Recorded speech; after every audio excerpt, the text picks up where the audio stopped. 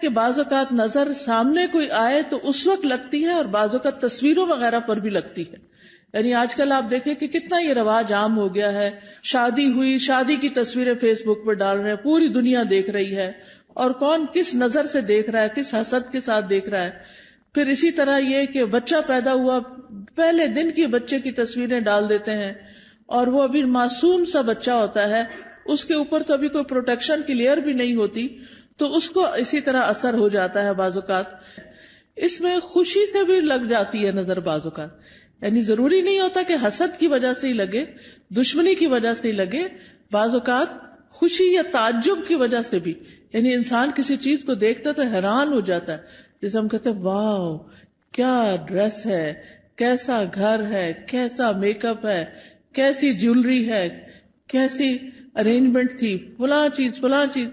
تو اس سے یہ کہ یہ نہیں ہوتا کہ کوئی بری نظر سے انسان دیکھ رہا ہوتا ہے، وہ خوشی کی نظر سے ہی دیکھ رہا ہوتا ہے. اسی لیے آپ نے دیکھا ہوگا کہ بعض اوقات ماں کی نظر اپنے بچے کو بھی لگ جاتی ہے، حالانکہ وہ حسد نہیں، پیار کی نظر ہوتی ہے. تو اس کے لیے بھی ضروری ہے کہ انسان جب اپنے گھر میں داخل ہو، اپنے بچوں کو دیکھے، اپنی نعمتوں کو دیکھے تو ماشاء اللہ پڑھے. اب آپ دیکھیں کہ ہمارے معاشرے میں کتنا عجیب ہے نا، ٹرک کے پیچھے تو لکھا ہوتا ہے حاسد کا منہ کالا، رکشے کے پیچھے لکھا ہوتا ہے، فراری کے پیچھے کوئی نہیں لکھتا. اب آپ دیکھیے کہ رکشے کو نظر لگے گی، کون لینا چاہے گا رکشا؟ دیکھو فراری کو تو لگ سکتی ہے نا نظر. بعض لوگوں نے کالے پراندے لٹکائے ہوئے ہوتے ہیں، کسی نے جوتا لٹکایا ہوا ہوتا ہے، کسی نے ہنڈیا کالی الٹی کر کے رکھی بھی ہوتی ہے. اس طرح کے عجیب و غریب کام کرتے ہیں. تو یہ چیزیں پروٹیکٹ نہیں کرتی. بعض لوگ کالا تل لگا لیتے ہیں، کچھ بچے بےچارے بڑے سامنے ہوتے ہیں تو ان کو میرے خیال آٹے کا لگانا چاہیے تھوڑا سا کنٹراسٹ تو نظر آئے. تو یہ تل لگانے سے بھی کوئی فائدہ نہیں ہے. اور اسی طرح کچھ لوگ یعنی کہ دلہن کو تیار کر کے کوئی ایسی چیز بیچ میں ڈال دیتے ہیں کہ وہ اس کی خوبصورتی ماری جائے، تو اس سے بھی فائدہ نہیں ہوتا. نظر کا لگنا جو ہے وہ برحق ہے. نبی صلی اللہ علیہ وسلم نے فرمایا العین حق، نظر لگنا برحق ہے. نظر بد بھی حسد کی وجہ سے پیدا ہوتی ہے، اور نظر بد جو ہے وہ ایک طرح سے اس کو تیر کہا گیا. یعنی جس طرح فزیکل تیر ہوتے ہیں، ایسے ہی جو حاسد جس کے دل میں بغض اور شر ہوتا ہے، اس کی نگاہوں سے کچھ ایسی ریز نکلتی ہیں جو جا کر اس شخص کے اوپر اٹیک کرتی ہیں جس سے وہ حسد کر رہا ہوتا ہے.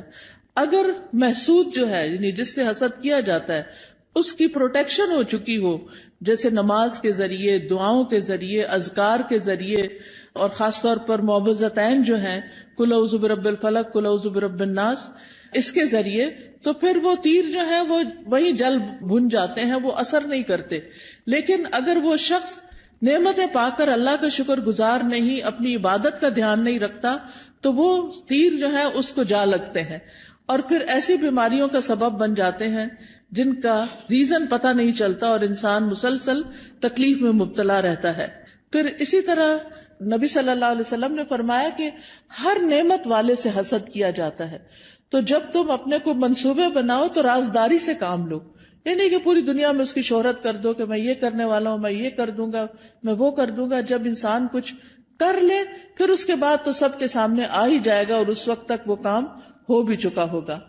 پھر اسی طرح حدیث سے یہ بھی پتہ چلتا ہے کہ انسانوں کی موت کا سبب بھی نظر بن سکتی ہے. رسول اللہ صلی اللہ علیہ وسلم نے فرمایا اللہ کی قضاء اور قدر کے بعد نظر بد ہی میری امت کے اکثر لوگوں کی موت کا سبب بنتی ہے.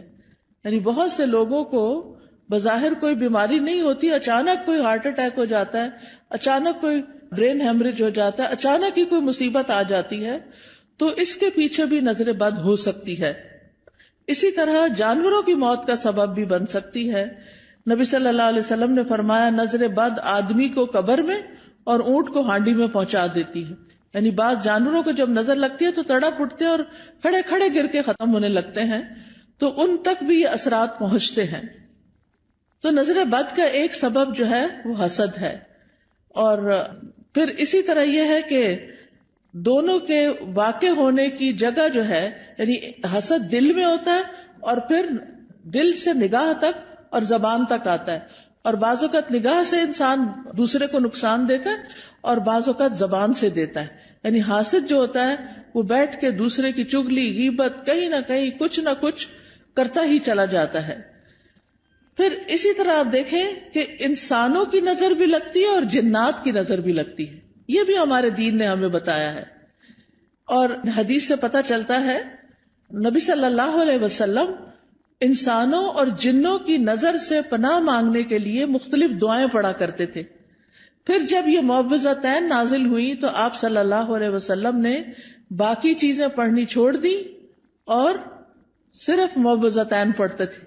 یعنی قل اعوذ برب الفلق اور قل اعوذ برب الناس، اور اس سے علاج کیا کرتے تھے. اور پھر یہ ہے کہ جن جو نظر لگاتے ہیں وہ انسانوں کی نظر سے بھی سخت ہوتی ہے.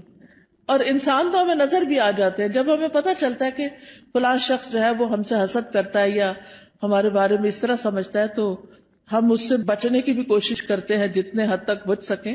لیکن جن تو ہمیں نظر بھی نہیں آتے، ان سے کیسے بچ سکتے ہیں؟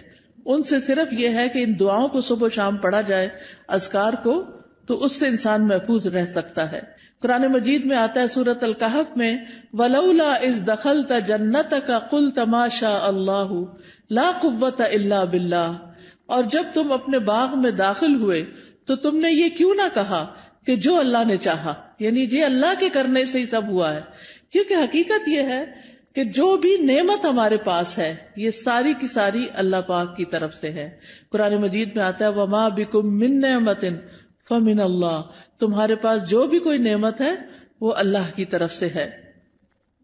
ابن حجر کہتے ہیں نظر کبھی خوشی اور تعجب کی صورت میں بھی لگ جاتی ہے، اگرچہ وہ کسی محبت کرنے والے کی طرف سے ہو، اور کبھی وہ کسی نیک آدمی کی طرف سے بھی ہو سکتی. یعنی نیک آدمی کسی کی نیکی پر خوش ہو رہا ہے تو اس سے بھی ہو جاتا ہے. تو جب کسی کی کوئی چیز دیکھیں تو فوراً برکت کی دعا دے کہ اللہ ان کو برکت دے. اچھا کھانا دیکھیں، اچھا ڈریس دیکھیں، اپنے بچے کو کوئی نیکی کا، خیرات کا، صدقات کا کوئی اچھا کام کرتے ہوئے دیکھیں. اس سب چیزوں پر ہم کیوں ایسا کرتے ہیں؟ بچہ پیدا ہوتا ہے ہم کہتے ہیں مبارک دینی ہے، کوئی حج پہ جاتا ہے تو ہم واپس آتا ہے تو ہم اس کی مبارک دیتے ہیں، کسی کی شادی ہوتی ہے تو ہم مبارک دیتے ہیں، کسی کا بزنس اچھا فلرش کر جاتا ہے تو اس پہ مبارک دیتے ہیں، کبھی کسی کے جاب اچھی لگ جاتی ہے، کسی کو کوئی عہدہ ملتا ہے تو اس کو مبارک دیتے ہیں. تو ہمارے دین میں جو مبارک کا کانسیپٹ ہے اس کا مطلب یہ ہوتا ہے کہ اللہ تمہیں اس میں برکت دے اور حاسد یا خوش ہونے والے دونوں کی نظروں سے بچائے. یعنی کہ جو بری نظر سے دیکھ رہا ہے اس سے بھی بچو، اور جو اچھے خوش ہو کے اپنے ہی بہن بھائی یا اپنے ہی والدین ان کی بھی نظر سے بچ سکو. پھر اسی طرح کچھ نظریں بیمار کرنے والی ہوتی ہیں. اب آپ دیکھیں ریز کا کانسیپٹ تو آج کے دور میں بہت آسانی سے سمجھ آتا ہے. مائکرو ویو میں کیا ہے؟ ویوز ہی تو ہیں، ریز تو ہیں، وہی تو اس کھانے کو گلا کے پکا کے جلا بھی دیتی ہیں. کوئی آگ تو نہیں لگی ہوتی مائکرو ویو کے اندر، یہ کیا چیز جلاتی ہے؟ ریز ہوتی ہیں. اسی طرح آپ دیکھیں ہمارے یہ ٹیلی فون وغیرہ ہیں، ان کے اندر سے بھی ریز نکلتی ہیں. تو اگر نان لیونگ تھنگس کے اندر سے ریز نکل رہی ہیں تو لیونگ تھنگس کے اندر سے بھی ریز نکلتی ہیں. انسانوں کی آنکھوں سے بھی ریز نکلتی ہیں، ان کے بھی اثرات ہوتے ہیں، اور وہ بعض اوقات دوسرے کی روح کو بیمار کر دیتے. حضرت ام سلمہ کے پاس ایک لڑکی تھی جو پیلی زرد پڑی ہوئی تھی، تو نبی صلی اللہ علیہ وسلم نے فرمایا کہ اس کو نظر لگی ہے. آپ نے بتایا کہ اس کی رنگت کیوں تبدیل ہو گئی ہے؟ اس کو نظر لگی ہے تاکہ اس کا علاج کیا جائے. بعض اوقات انسان کے جسم کے صرف کسی ایک حصے کو لگتی اور وہ حصہ بیکار ہو جاتا ہے. پھر اسی طرح بعض نظریں جو ہیں وہ آگ والی ہوتی ہیں، ان کو ناری نظریں کہتے ہیں. پھر اسی طرح یہ یاد رکھیے ایک بات کہ جو ہوتا ہے اللہ کے اذن سے ہوتا ہے، یعنی اس بندے کے اندر کوئی طاقت نہیں. اور اگر کوئی بندہ کہے کہ میں فلاں کو نظر لگانے لگاؤں تو نہیں لگا سکتا. اچانک لگ جائے اور بات ہے، خود سے کوئی نہیں لگا سکتا، کیونکہ اس میں بھی جو ہوتا ہے اللہ کے اذن سے ہوتا ہے. کیونکہ ہم فوراً لوگوں کو بلیم کرنے لگتے ہیں، وہ فلاں آئی تھی نا اس لیے یہ ہوا ہے، فلاں نے ایسا کیا، فلاں، وہ تو ایک سبب بنا. تو لوگوں کو بلیم کرنے کی بجائے یہ سوچے یہ میری تقدیر میں تکلیف لکھی تھی اس لیے آ گئی. تیسرا بڑا سبب اذکار اور تلاوت قرآن اور نمازوں کی پابندی نہ کرنا، اس سے نظر لگتی ہے، اس سے یہ شیطانی اثرات حملہ آور ہوتے ہیں. کیونکہ ذکر جو ہے اللہ کا یہ ایسے ہی ہے جیسے قلعہ ہوتا ہے. جب انسان ذکر کرتا ہے تو وہ قلعے کے اندر چلا جاتا ہے، اور پھر قلعے کے باہر جو بھی دشمن ہوتا ہے وہ اس کے اوپر قابو نہیں پا سکتا. پھر اسی طرح امتحان اور آزمائش ہے انسان کی، کہ دنیا میں انسان آیا ہے، دنیا پھولوں کی سیج نہیں ہے، یہ دنیا امتحان کے لیے ہے، آزمائش کے لیے ہے. تو ہر انسان کسی نہ کسی طرح ایک امتحان میں مبتلا ہے، ایک آزمائش میں مبتلا ہے. تو اس کے لیے کیا کرنا چاہیے کہ انسان اللہ کی طرف رجوع کرے. تو یاد رکھیے کہ جب نظر لگتی ہے تو اس کے کچھ علامتیں ہوتی ہیں، کچھ جسمانی علامتیں ہیں. چہرے پہ دھبے پڑ جانا، جیسے چھائیاں سے نہیں پڑ جاتی، یہ بھی بعض اوقات نظر کی وجہ سے ہوتی. پھر بچوں کا بلا وجہ روتے جانا. حضرت عائشہ کہتی ہے کہ ایک مرتبہ نبی صلی اللہ علیہ وسلم تشریف لائے تو ایک بچے کے رونے کی آواز سنی. آپ نے فرمایا تمہارا یہ بچہ کیوں رو رہا ہے؟ کیا تم نے اس کو نظر بد کا دم نہیں کیا؟ کئی دفعہ ہوتا ہے نا، بچے نے کھایا پیا سویا آرام کیا سب کچھ کیا ہوتا ہے، لیکن وہ چین ہی نہیں پکڑ رہا ہوتا. ماں بہلا بہلا کے آخر بازو کا دیکھا ہوگا ماں کو ایک دو لگاتی ہے اور بیڈ پہ ڈال دیتی ہے، چلو رو لو پھر جتنا رونا ہے. حالانکہ وہ بیچارہ کسی تکلیف میں مبتلا ہوتا ہے، اس وقت اس پہ سورۃ فاتحہ پڑھ کے دم کرنا چاہیے، کیونکہ وہ ڈسٹرب ہوتا ہے. بعض بچے ہائپر ایکٹیو ہوتے ہیں، بے وجہ خواہ مخواہ میں ماں کو ٹیچرز کو سب کو تنگ کرتے رہتے ہیں. تو ایسے بچوں کا بھی علاج کرنا چاہیے، صرف دوا سے نہیں بلکہ دم وغیرہ سے بھی. اسی طرح بعض بچے کمزور ہو جاتے ہیں، یعنی بہت سوکھے اور بالکل ان کی ہیلتھ اچھی نہیں ہوتی. تو آپ نے حضرت اسماء بنت امیس سے کہا کہ میں اپنے بھائی کے بچوں کو دیکھتا ہوں، جعفر جو کزن تھے آپ کے، کہ ان کے جسم بڑے دبلے پتلے ہیں، کیا ان کو فقر و فاقہ ہے، کھانے کو نہیں ملتا؟ تو حضرت اسماء کہتی ہے نہیں، ان کو نظر بہت جلدی لگ جاتی ہے. آپ نے فرمایا انہیں دم کرو. انہوں نے آپ کے سامنے چند کلمات پیش کیے تو آپ نے فرمایا انہیں دم کرو، یعنی ان کے اوپر دعائیں پڑھ کے پھونکو. اور دم کرنے کا بہترین طریقہ سورۃ فاتحہ پڑھے، آیت الکرسی پڑھے، معوذتین پڑھے اور پھونک مار دیں. کسی راکی کے پاس جانے کی بھی ضرورت نہیں. ہر ماں کو طریقہ آنا چاہیے کہ کس طرح کرنا ہے. نبی صلی اللہ علیہ وسلم ہر روز رات کو سوتے وقت اپنے ہاتھوں پر قل هو اللہ، قل اعوذ برب الفلق، قل اعوذ برب الناس 3 دفعہ پڑھ کے اپنے چہرے، اپنے سر، اپنے سارے جسم پر جہاں جہاں ہاتھ پہنچتا تھا آپ پڑھ کے خود اپنے آپ کو دم کر لیتے. پوری زندگی کا آپ کا معمول تھا. ہم سب کو بھی اپنے اوپر روز رات کو سوتے وقت خود دم کرنا چاہیے. پھر اسی طرح بعض اوقات نظر لگنے کی وجہ سے انسان اچانک گر بھی جاتا ہے. یعنی آپ نے دیکھا ہوگا کہ بعض اوقات اچانک لوگ سلپ ہو جاتے ہیں، اٹک جاتے ہیں، گر جاتے ہیں، اونچائی سے گر جاتے ہیں. رسول اللہ صلی اللہ علیہ وسلم نے فرمایا بے شک نظر بد آدمی کو اللہ کے حکم سے دیوانہ کر دیتی ہے، حتیٰ کہ بعض اوقات وہ اونچی جگہ چڑھتا ہے اور وہاں سے گر پڑتا ہے. یہ اب اللہ کے رسول صلی اللہ علیہ وسلم نے ہمیں بتایا، جن کی باتیں جھوٹی نہیں ہوتی.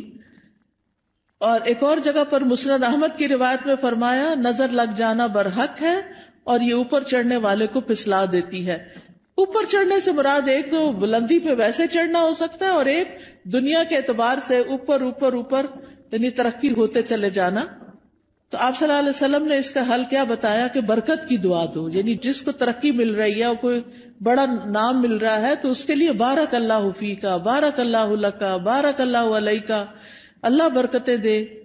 پھر اسی طرح کچھ اور علامتیں بھی ہوتی ہیں. بعض اوقات سر درد شروع ہو جاتا ہے، بعض اوقات جسم کے کسی ایک حصے میں شدید درد اٹھ جاتا ہے.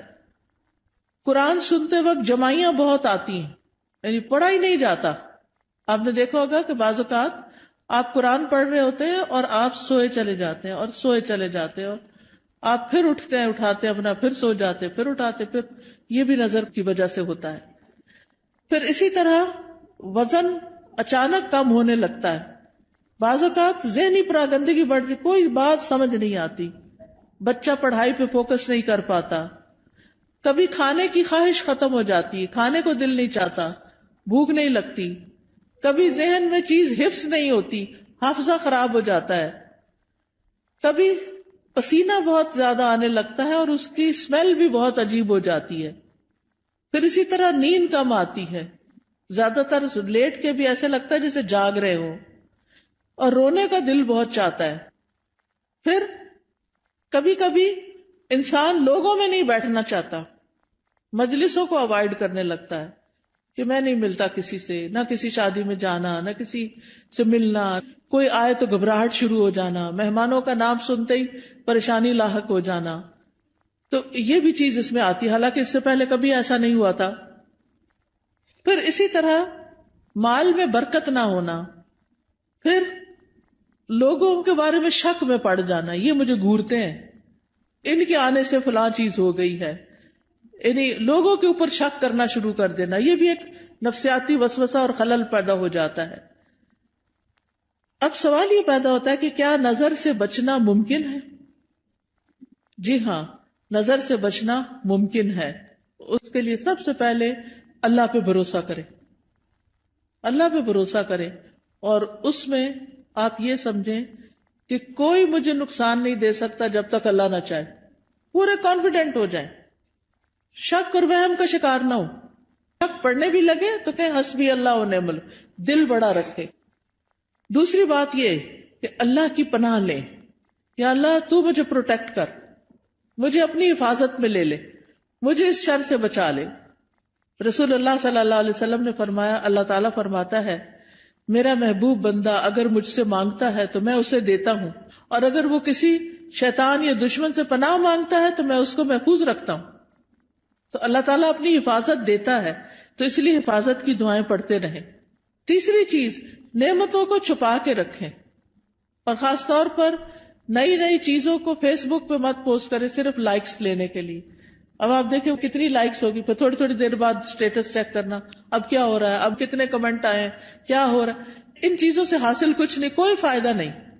دیکھیں اپنی زندگی جئیں، لوگوں کے لیے نہ جئیں، دکھاوے والی زندگی نہ جئیں، اس لیے کہ دیکھنے والے سارے خوش کوئی نہیں ہوتے، زیادہ تو اس میں سے جلتے ہیں، اور کوئی اگر خوش ہوتا بھی ہے تو وہ ہمیں تو نہیں پتا چلتا نا کہ کیا ہوا، ہمیں وہ کیا فائدہ دیتا ہے، تو اس لیے دکھاوا کرنے سے بچنا چاہیے۔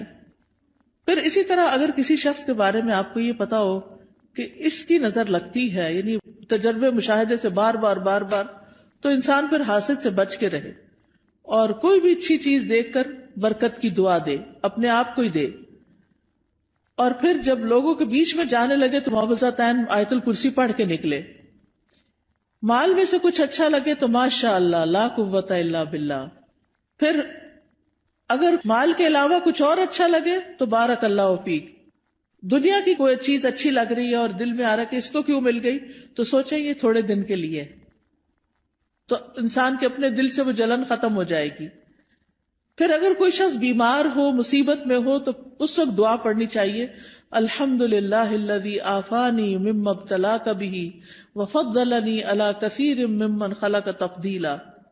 پھر اسی طرح شرکیہ کاموں سے بچنا چاہیے، یعنی کسی اونٹ کے گلے میں کوئی تانت باندھ دینا، کوئی تعویذ لٹکا دینا، آپ صلی اللہ علیہ وسلم نے ان کو کاٹنے کا حکم دیا، یہ چیزیں پروٹیکٹ نہیں کرتی، یہ شرکیہ عمل ہو جاتا ہے، اس سے بچنا چاہیے۔ کثرت سے اللہ کا ذکر کرنا چاہیے، کیونکہ ذکر جو ہے وہ ایک قلعے کی طرح ہے۔ پھر قرآن سے علاج کرنا چاہیے، کیونکہ قرآن شفا ہے۔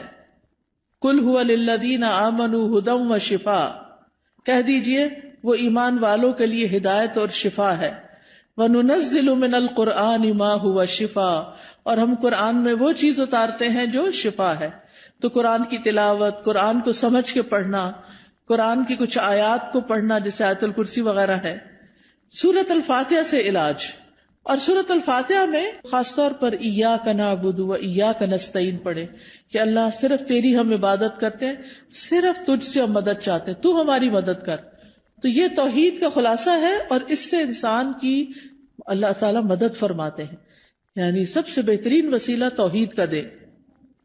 اگر مرض زیادہ ہو جائے تو سورۃ البقرہ پڑھیں، تو آیت الکرسی پڑھیں، سورۃ فاتحہ پڑھیں، لیکن یہ جو ہم کالی مرچیں جلا کے اور ان کی دھونی دے کے اور اس طرح کے کام کرتے ہیں، یہ سنت میں کچھ ثابت نہیں ہے. پھر اسی طرح کوئی چیز گرے لگا کے باندھنی اور پہننی نہیں چاہیے، یہ بھی شرک میں شامل ہو جاتا ہے. یہ سحر کی ایک قسم ہوتی ہے. پھر اسی طرح سکینت والی آیات اور شفا والی آیات یہ سننی بھی چاہیے، اور پھر دعاؤں کے ذریعے اور دم کے ذریعے علاج کرنا چاہیے، لیکن شرکیہ دم سے بچیں. حضرت جبریل علیہ السلام جس دعا کے ساتھ نبی صلی اللہ علیہ وسلم کو دم کرتے تھے وہ دعا پڑھے، اور وہ کیا ہے؟ بسم اللہ ارقیک من کل شیء یؤذیک من شر کل نفس او عین حاسد اللہ یشفیک بسم اللہ ارقیک. یہ انشاءاللہ کتابیں آپ کو دیکھیں گے تو ان میں یہ دعائیں لکھی ہوئی ہیں، وہ آپ کو اگر زبانی یاد نہیں تو دیکھ کے بھی پڑھ سکتے ہیں.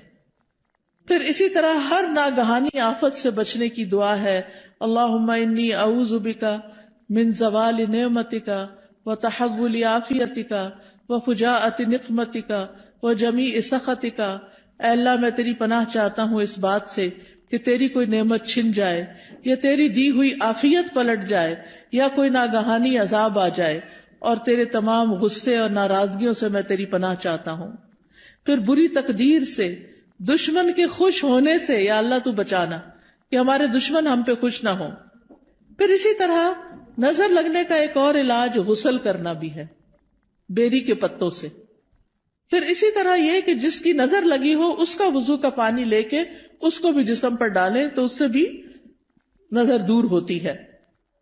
پھر اسی طرح یہ ہے کہ اگر وہ پانی نہ دے وضو کا تو اس کا جھوٹا پانی جو ہے وہ بھی پی کر انسان کو فائدہ ہوتا ہے.